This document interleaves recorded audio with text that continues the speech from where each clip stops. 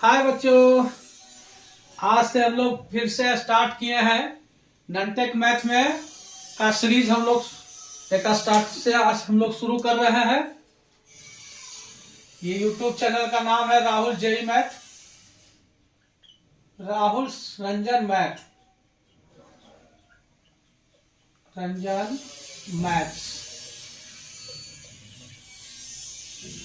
ये हमारा YouTube channel है, ठीक है। इसमें परसेंटेज में आपको दो वीडियो बनाया हुआ है, दो लेक्चर बनाया हुआ है। वो दोनों वीडियो को पहले बारीकी से एकदम कंठाग्र करना है। पहला लेक्चर में आपको परसेंटेज से भिन्न में बदलना, भिन्न से परसेंटेज में बदलना का कंसेप्ट दिया हुआ है, और भिन्न से परसेंटेज का वैल्यू याद करने के लिए लिखा हुआ, जैसे 1/1 हो गया 100%, 1/2 हो गया 50%, 1/3 हो गया 33.33%,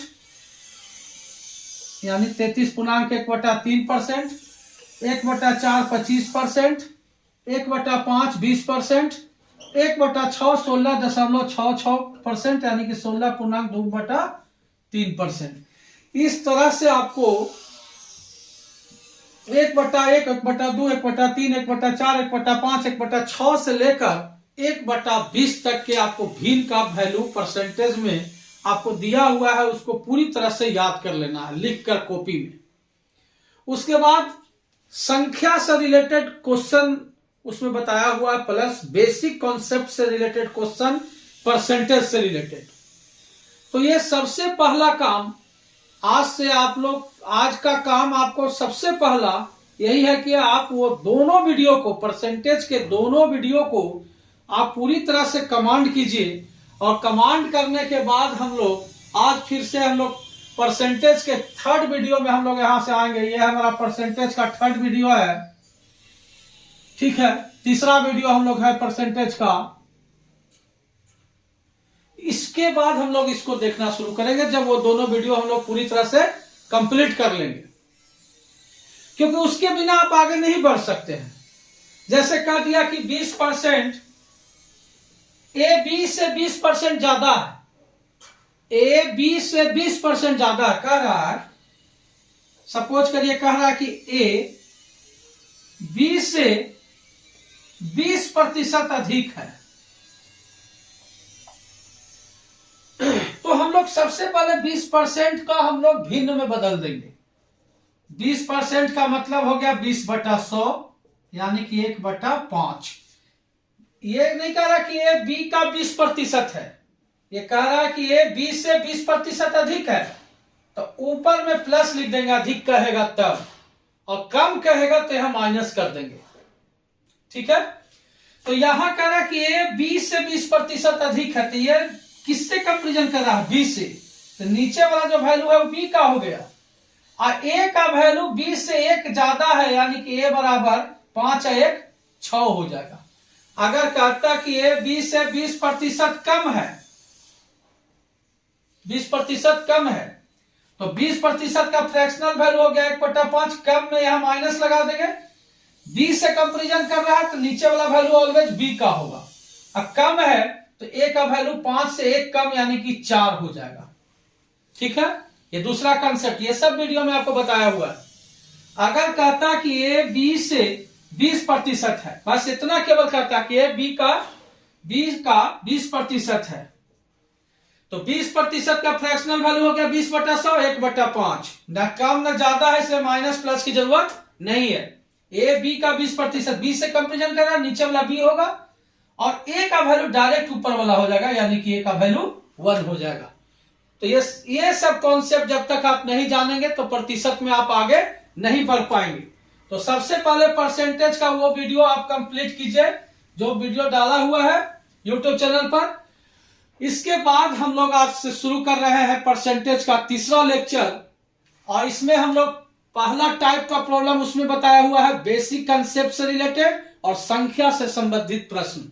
और ये टाइप 2 जो हम लोग लेकर चल रहे हैं, इसमें हम लोग ये कंसेप्ट को लेकर चल रहा है कि ए बी बराबर कांस्टेंट। अगर मान लीजिए दो क्वांटिटी है ए और बी, दोनों का गुणनफल अगर कांस्टेंट है, जैसे हम लोग वहां पे पढ़े थे टाइम एंड वर्क में कि वर्क इक्वल टू होता है इफिशियंसी इनटू टाइम, तो ये दोनों का गुणनफल ये हमारा वर्क कहलाता था। वर्क अगर कांस्टेंट होता था तो हम लोग ये दोनों इनवर्सली प्रोपोर्शनल लेते थे। इफिशियंसी अगर 2:3 है तो टाइम हमारा हो जाता था 3:2। इफिशियंसी अगर 2:3 है तो टाइम का 3:2 हो जाता था। कब? जब वर्क कांस्टेंट होता था। तो किसी भी दो क्वांटिटी का गुणनफल अगर कांस्टेंट है तो वो दोनों क्वांटिटी क्या होते हैं? इनवर्सली प्रोपोर्शनल हो जाते हैं, व्युत्क्रमानुपाती हो जाते हैं। अगर एक का रेशियो 2:3 होगा तो दूसरे का रेशियो 3:2 होगा। तो इसी कॉन्सेप्ट के आधार पर हम लोग ये टाइप लेकर चल रहे हैं। इसमें बहुत तरीके से रिलेटेड से क्वेश्चन आता है, तो इसको हम लोग स्टेप बाय स्टेप देखेंगे हम लोग। देखिए यहां पे हम लोग लिखे हैं कि यदि ए बी बराबर कांस्टेंट, ये दो क्वांटिटी है, दो राशि है ए और बी, दोनों का गुणनफल यहाँ कांस्टेंट दिया हुआ है, अचर राशि दिया हुआ है, दोनों एक दूसरे का इनवर्सली प्रोपोर्शनल हो जाएगा, व्युत्क्रमानुपाती हो जाएगा। ए व्युत्क्रमानुपाती बी का, या बी और बी अनुपात व्युत्क्रमानुपाती ए का। जैसे मान लीजिए कि अगर हम खर्च की बात करते हैं तो खर्च में क्या होता है? मूल्य गुने खपत होता है। कितने कीमत में आपने सामान लाया और कितना उसकी खपत है, वही ना आपका खर्च होता है। यानी एक्सपेंडिचर इक्वल टू होता है प्राइस इनटू कंजम्पशन। बस इसी लाइन को हम लोग जितना भी इस तरह का क्वेश्चन होगा बस हमको इसी से बनाना है कि ई बराबर होता है पी गुने सी। ई क्या है? एक्सपेंडिचर। एक्सपेंडिचर मतलब खर्च, व्यय, प्राइस मतलब मूल्य, ये हो गया पी। और सी मतलब कंजम्पशन मतलब खपत, कितना खपत है। जैसे देखिए क्वेश्चन यहां कह रहा है बंधु, क्वेश्चन नंबर 1 की बात हम करते हैं, हम लोग क्वेश्चन पे आ रहे हैं। कह रहा कि चीनी की कीमत में 15% की कमी हुई। कीमत में, प्राइस में, तो प्राइस में क्या हुआ? 15% की कमी। ठीक है, तो 15% का फ्रैक्शनल वैल्यू क्या होता है? 15/100। कमी हुआ इसलिए माइनस लगा देंगे। 5 या 15, 5 से 20 कट गया, यानी कि -3/20 हो गया। ठीक है, -3/20 समझते जाइएगा। कहता है कि चीनी की कीमत में 15% की कमी हुई। कोई व्यक्ति कितने प्रतिशत उपभोग, उपभोग मतलब खर्च, बढ़ा सकता है ताकि खर्च न बढ़े। खर्च क्या है? कांस्टेंट कह रहा, खर्च कह रहा कि कांस्टेंट है खर्च। देखिए खर्च मतलब एक्सपेंडिचर यानी ई, ये कह रहा है कि ये कांस्टेंट है। ठीक है, तो जब ई कांस्टेंट हो गया तो ये दो क्वांटिटी का गुणनफल अगर कांस्टेंट हो गया, ये दो राशि है पी और सी, दोनों का गुणनफल अगर हमारा कांस्टेंट हो गया, नियत हो गया, तो ये दोनों का रेशियो जो होगा वो इनवर्स रेशियो हो जाएगा। क्योंकि ये दोनों क्वांटिटी क्या होगा? इनवर्सली प्रोपोर्शनल होगा, व्युत्क्रमानुपाती होगा। यानी कि दोनों का अनुपात जो होगा वो इनवर्स रेशियो हो जाएगा। इनवर्स रेशियो कहने का मतलब प्रतिलोम अनुपात। तो देखिएगा P में क्या हुआ? P मतलब क्या है? प्राइस, मूल्य। मूल्य में क्या कहता है? 15% की कमी। 15% की फ्रैक्शनल वैल्यू आ रहा है 3/20। कमी मतलब माइनस, यानी कि पहले 20 था, अब हो गया 3 कम। 3 कम मतलब 20 से 3 कम, यानी कि 17। तो अब देखिए प्राइस का जो हमारा है वो प्राइस क्या हो गया? 20 से हो गया 17। ठीक है, अब यहां देखिए ये कहता है कि खर्च जो है वो कांस्टेंट है।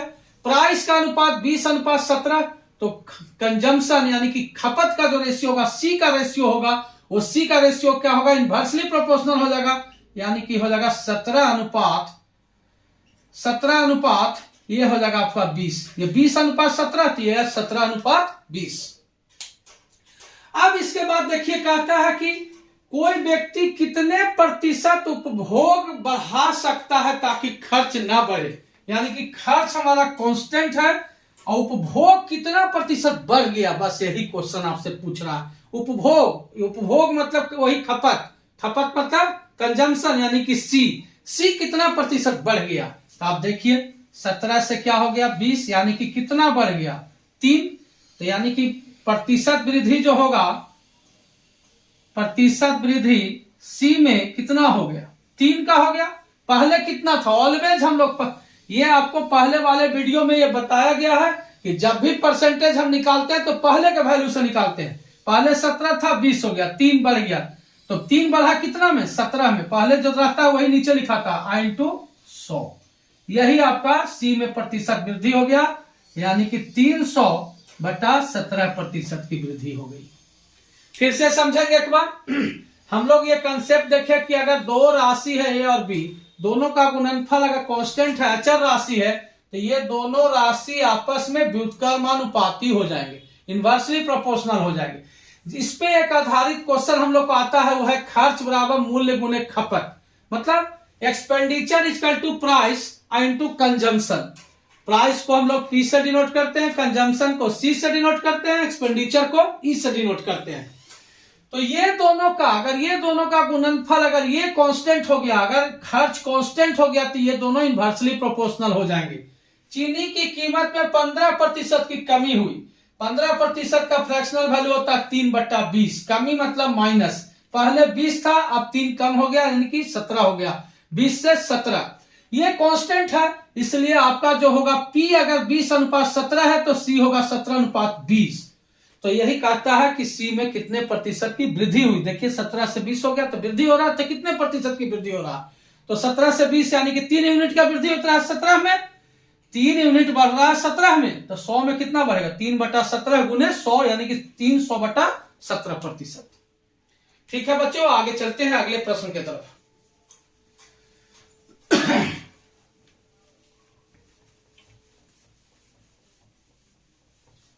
दूसरा प्रश्न है, उसको देखिए, मैं पढ़ रहा हूं। कह रहा कि एक व्यक्ति अपने चीनी की खपत में 42.84% की वृद्धि करता है।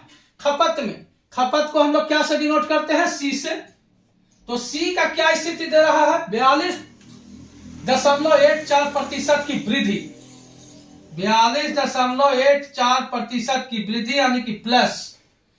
अब यही से सवाल उठता है कि नहीं, अगर हम याद किए हुए हैं, अगर वो डाटा जो प्रतिशत के लेक्चर में, पहला लेक्चर में हम आपको बताए हैं, तो आपको ये क्या होगा ना कि इसको भिन्न में कन्वर्ट करने में आपको समय वेस्ट होगा। और हमको मालूम है कि 1/7 बराबर होता है 14.28%। तो आप ये देख सकते हो ये दोनों में क्या रिलेशन है, ये दोनों में क्या रिलेशन, 42.84% है। तो 42.84 क्या इसका तिगुना है, तो 3/7 बराबर हो जाएगा 42.84%। यानी कि इसका जो वैल्यू आया, सी का वैल्यू जो आया वो इतना प्रतिशत है। इतना प्रतिशत का मतलब 3/7, हमको याद था, हमने लिख दिया। वृद्धि होता है यानी कि प्लस, यानी कि सी का कंडीशन क्या आ गया, सी पहले 7 था, 3 बढ़ गया, तो 7 अनुपात क्या हो गया, 10। 7:10, पहले 7 था, बाद में कितना हो गया, 10 हो गया। ठीक है। अब देखिए यहां कहता है कि एक व्यक्ति अपने चीनी की खपत में इतना प्रतिशत की वृद्धि करता है, क्योंकि चीनी की कीमत X% से कम हो जाती है। कीमत, वही X का वैल्यू निकालना है। यहां लिखा हुआ कि व्यय नियत रहता है। व्यय मतलब खर्चा, खर्चा मतलब एक्सपेंडिचर, एक्सपेंडिचर मतलब ई। ये आपको दे दिया कि ई बराबर क्या है, कांस्टेंट। ई बराबर जैसे ही देखे कि कांस्टेंट है कि ये दोनों इनवर्सली प्रोपोर्शनल होगा, तो सी है 7:10, तो पी हो जाएगा आपको 10:7। तो यही चीज कहता है कि एक व्यक्ति अपने चीनी की खपत में इतना प्रतिशत की वृद्धि करता है, क्योंकि चीनी की कीमत X% से कम हो जाती है। तो X का वैल्यू निकालना है, यही निकालना कि कीमत कितने प्रतिशत से कम हो गया। तो कीमत मतलब प्राइस, यही प्राइस का देखना कितने प्रतिशत की कमी हुआ, 10 से 7 हो गया, यानी कि 3 यूनिट घट गया। तो P में प्रतिशत कमी कितना हो गया, 3 यूनिट। पहले कितना था, 10, ऑलवेज पहले से होता है। अब गुने 100, 10 दहा के 100, 10 दिया 30, 30% की कमी हो गया। ठीक है बच्चों, मैं बार बार कह रहा हूं कि सबसे ज्यादा इंपॉर्टेंट है आपको प्रतिशत का पहला वीडियो को ध्यान से देखना और उसके डाटा को याद करना जो मैंने बताया है भिन्न से प्रतिशत का वैल्यू। उसके बाद उसमें कुछ बेसिक क्वेश्चन दिए हुए हैं कि ए बी से 20% ज्यादा है कम है, ए बी का 20% है, तो ये तीनों का कंसेप्ट क्या है। और दूसरा जो आपका वीडियो है उसमें आपको संख्या से संबंधित प्रश्न देता है, कहता है कि राम श्याम से 20% अधिक है, श्याम मोहन से 10% कम है, तो राम और मोहन में क्या कौन कितना ज्यादा या कम है, कितना प्रतिशत ज्यादा है या कितना प्रतिशत कम है।